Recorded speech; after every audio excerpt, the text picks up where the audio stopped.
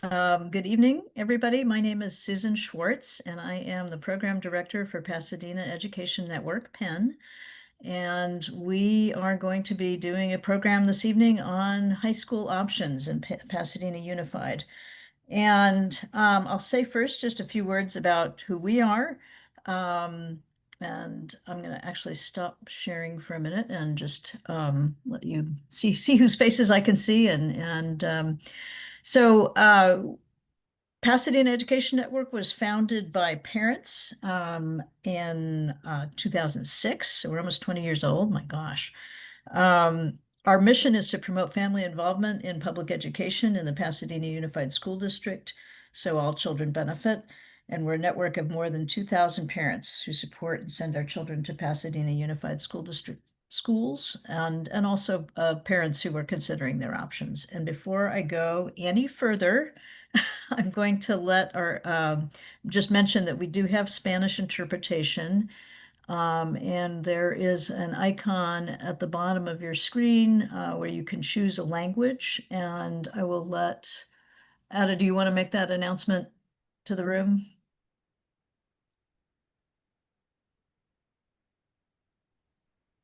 Yes, Susan. Buenas noches a todos. Queremos dejarles saber que estamos proveyendo interpretación al español para esta sesión. Y si ustedes quieren escuchar la interpretación, todo lo que tienen que hacer es buscar en la parte de abajo de sus pantallas de Zoom un pequeño globito o símbolo que dice interpretación. Y ahí ustedes seleccionan el lenguaje de su idioma. Y lo otro que van a hacer ahí es apagar o desactivar el audio original para que puedan escuchar solo la traducción al español. Si ustedes están en un teléfono inteligente, la opción para poder escuchar al español está en el botoncito que dice más. Si ustedes están en un teléfono inteligente, como dije, ahí buscan traducción y subtítulos, hacen selección ahí y luego seleccionan el lenguaje que ustedes quieran escuchar. Hay una lista de lenguajes. También las instrucciones están en español en la charla, si ustedes quieren leer las instrucciones ahí. Good evening, everybody. I was just saying in Spanish that we are offering Spanish interpretation for this session. The instructions on how to access interpretation are on the chat, but if you want to do that, all you need to do is click on the interpretation icon at the bottom of your screens, of your Zoom screens, and select Spanish or English, and turn off the original audio. Also, if you are joining us via phone, you can also find that interpretation choice on the menu, on the little button that says more. That's where you'll find that. And that's it for me. All right, thank you, Ada. I also want to, before we go to our presentation, I just want to introduce Nancy Dufford, who is our executive director. I don't know if you have anything you want to say before we start. Just thank everybody, and that if you enjoy our programs, you'll probably enjoy our events. And we have our annual poker tournament coming up on November 7th, and we would love to have you there. It's a great way to get together with other PEN parents and PUSD friends and supporters. So feel free to join us there. All right. Okay, I'm going to go ahead and go back to sharing my screen. Let's see if I can do this. I can. And let's see if I can make it go to the next slide. That's the real question. There we go. All right, so I've introduced PEN. Tonight, our program's goal is really just to sort of give you a broad orientation to the options in Pasadena Unified and the factors that you'll be considering as you're looking at high schools, which are new at the high school level that you weren't taking in so much maybe when you were looking at a middle school. And then we want to spend a little time helping you kind of figure out how to get the most out of the school tours, because a program like this will give you an overview. We will share the slides and links to the various other materials that we mentioned during the slides or that we have on our website. But really, none of that is a substitute for actually going and visiting a school. So we want to be clear about that from the outset. And I want to thank everybody who submitted their top of mind questions. There were some really thoughtful questions, and some of the questions are things that we will answer in the course of this presentation. Some of them are things that you will want to ask when you go to visit a school, and we'll touch on that later. Um, and we will, once the presentation is over, just hopefully have some time to just take questions in the chat, and we'll answer what we can. And if there's something that we don't have time for or that we don't have the answer for right now, we will try to follow up and get that information out to you afterwards. So I think probably everybody here did sign up, but if on our website, but if you didn't, if you're just joining us with the link and hadn't signed up on the website and you want to get those materials afterwards, you can just drop your name and email into the chat and we'll be sure to add you to the list to get that information. All right. So what's different about high school? Let's talk a little bit about some of the features that we're considering that are new when we get to ninth grade. Um, Clearly, the first one is there's a lot more going on. So your student has more course options. They have electives. If they choose to be in a college and career academy or pathway, there are academy-specific courses, as well as the opportunity to take their core courses with students in a smaller group. There are honors classes and advanced placement classes. If you're at Blair, there are International Baccalaureate certificate classes. And then there's the whole question about dual enrollment and concurrent enrollment, which a lot of people did ask about. So we will touch on that, those opportunities to take college classes or get college credit as well. And then I just wanted to add for folks whose students may have an IEP, there will be a transitional IEP meeting where you will meet with a specialist who can recommend placement or what it is that your student will need going into high school, if anything. All but Blair of the main high school campuses, 4 main high school campuses do offer extensive support needs programs, and all of the secondary schools do offer specialized academic instruction periods for students with mild to moderate needs who are participating in general ed classes. All right. So one of the things that does come up again and again is people ask about, how does my student get college credit? And I'm kind of jumping ahead to this just because it came up so many times in the questions that people who signed up for this program asked about. So in general, there are opportunities to take both challenging coursework, advanced work, and work that will help your student be college ready and also a good candidate for college at any of the high schools. The options that you will find everywhere are advanced placement courses. Those are high school courses that are taught by high school teachers, but it's college level material, and the credit is determined by passing a final exam. If your child is at Blair, which has the International Baccalaureate program, there are International Baccalaureate Diploma certificate courses as well, which are as well as AP courses. So these are courses that will certainly be look nice on a high school transcript when your student is applying for college. Depending on how your student does on the exam at the end of the course, they may be able to transfer credits towards their college graduation or simply fulfill a prerequisite for a college course. It depends on the college. The other option is dual enrollment and concurrent enrollment. And these are college courses taught by college certificated teachers. And the credit is determined not by a final exam, but by passing the course. And they are transferable college courses. But again, what kind of credit your student might get for them in terms of graduation from college or anything else is going to be subject to the specific college transfer policies. So a lot of public universities, particularly in California, are going to accept those as transferable credits, but it may depend on which college your student is going to go to. All of these things, the challenge, I just want to reiterate that a lot of the challenges uh, wherever your student goes to school, as long as they are taking challenging coursework at a level they can handle, that's going to be a plus for them, both when it comes to applying to colleges and also for preparing them to do college work when they get there. And I just want to mention these pictures at the bottom of the screen on the right. Well, it's my right. I don't know. Is it your right? We have a young woman who was the salutatorian at John Muir High School this past spring who actually earned 4 AA courses. What's the word I want?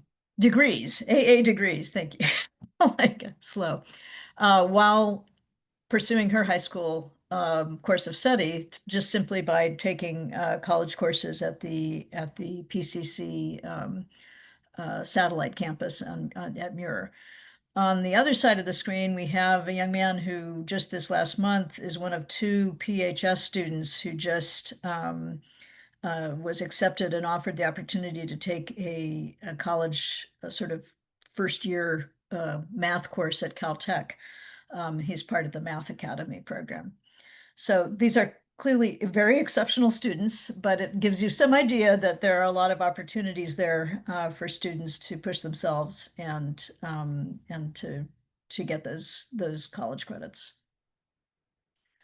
The other thing I want to mention, some people may know about this, others may not. I feel like this is one of these things that a lot of times people kind of take it for granted that people know that Pasadena Unified has these college and career academies. These are integrated programs of study and they're integrated by theme, and they give students a chance to expose themselves to career-related knowledge and skills.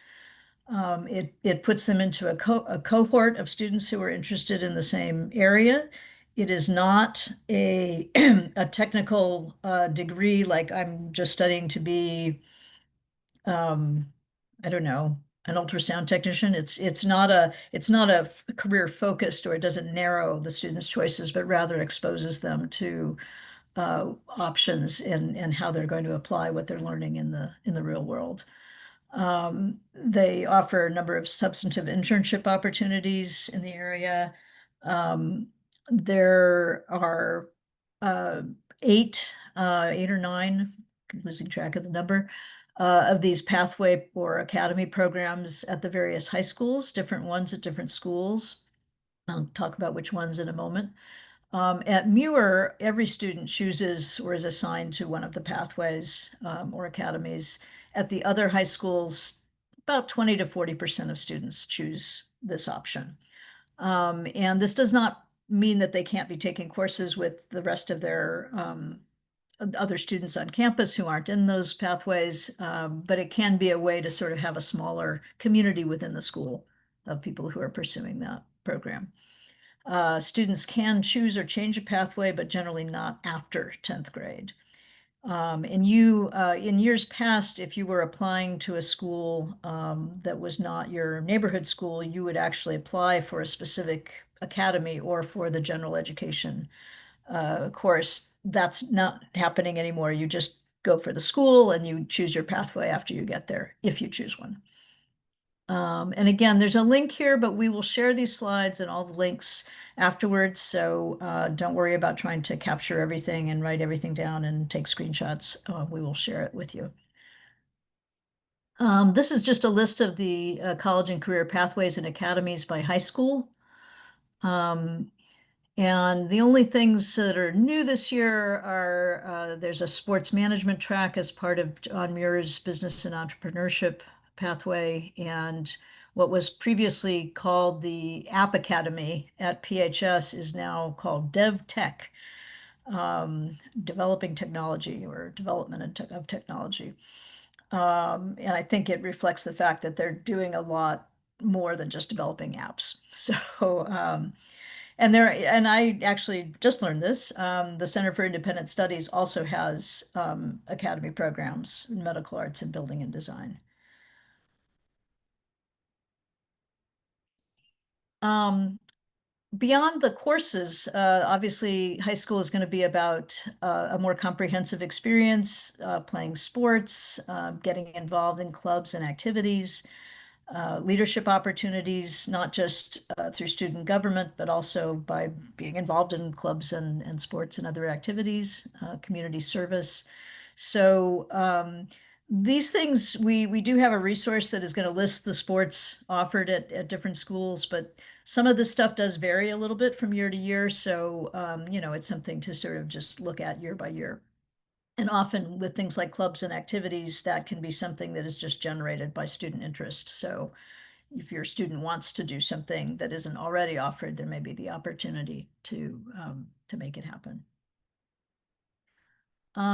The other thing I want to touch on is that obviously in high school, part of what your student is doing is preparing for graduation and beyond. So these are the graduation requirements, and we'll have a link to some other material that explains this in a little bit more depth.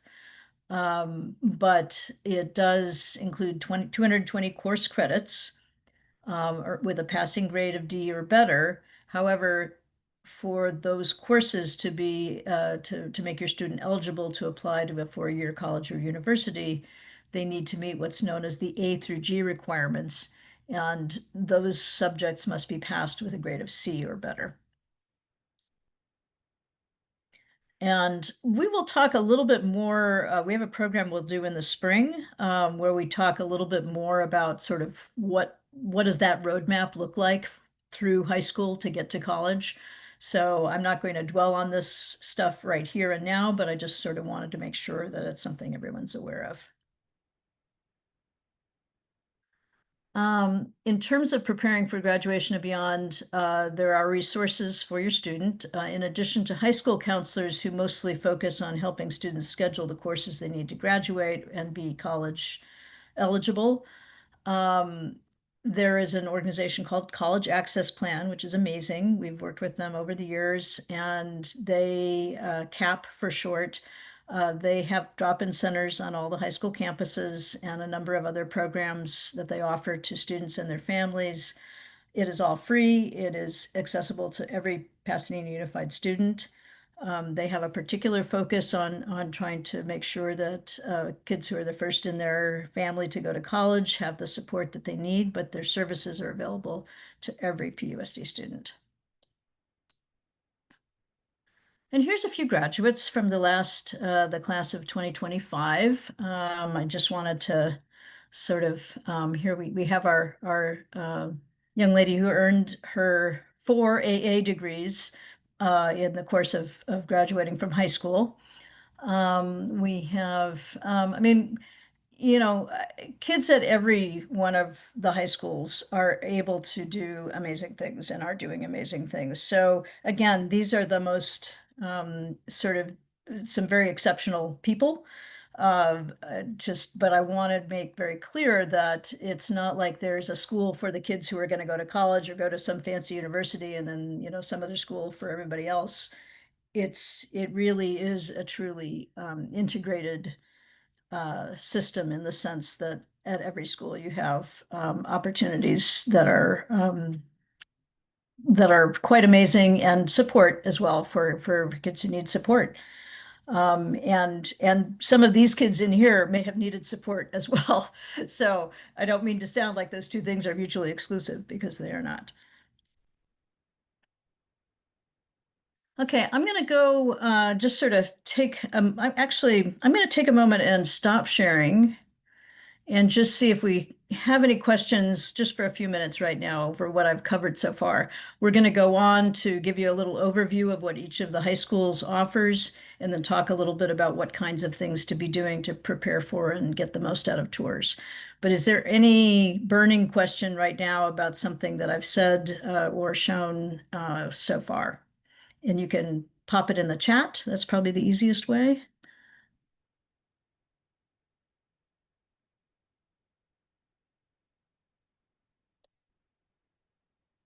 Anything there?